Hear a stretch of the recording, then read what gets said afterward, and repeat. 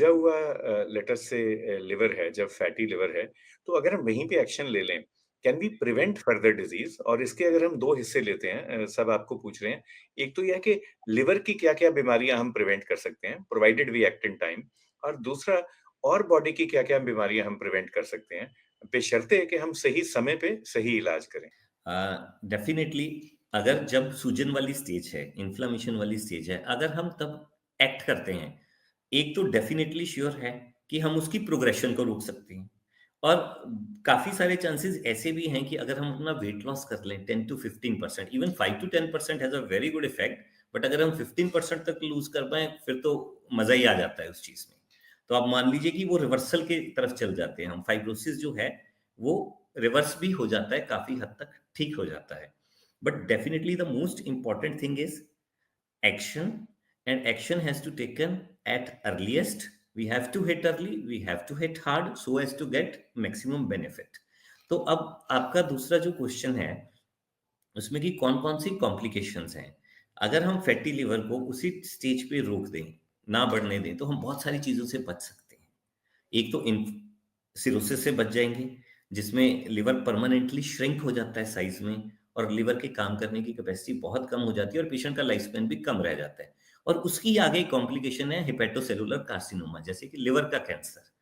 उससे भी बचा जा सकता है, अगर हम फैटी लिवर को टाइम पे डायग्नोज़ कर लें और ट्रीट कर दें। लिवर के अलावा अगर हम बात करें कि वेट लॉस से, क्योंकि इस सब का मेन जड़, अगर हम डायबिटीज़ की बात करें, फैटी लिवर की बात करें, सबका रूट कॉज़ ओबेसिटी है। चाहे वो कार्डियोवास्कुलर डिज़ीज़ है, चाहे वो किडनी की डिज़ीज़ है। Ultimately the beginning it starts from the fat, adipose tissue. और अगर एडिपोज टिश्यू की भी बात करें तो हमारी बॉडी में 2 तरह के एडिपोज टिश्यू होते हैं, subcutaneous adipose tissue and visceral adipose tissue. अब सबक्यूटेनियस एडिपोज टिश्यू हम वो बोलते हैं जो स्किन के नीचे होता है।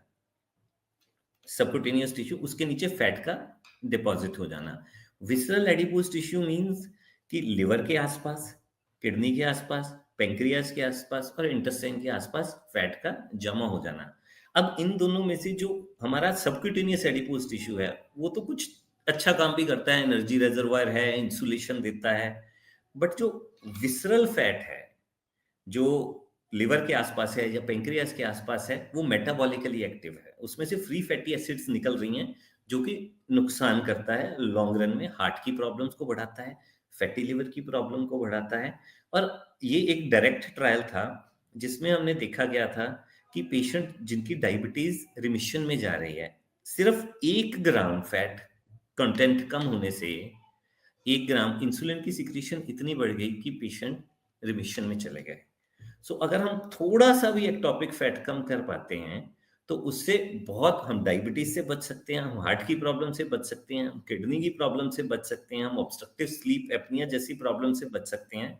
सो there are number of problems जिससे हम थोड़ा-सा वेट कम करके 5 टू 10, अगर 15% तक चले जाएँ फिर तो बहुत बढ़िया है। 5 टू 10% में भी हमें बहुत सारी एडवांटेजेस मिल जाती हैं।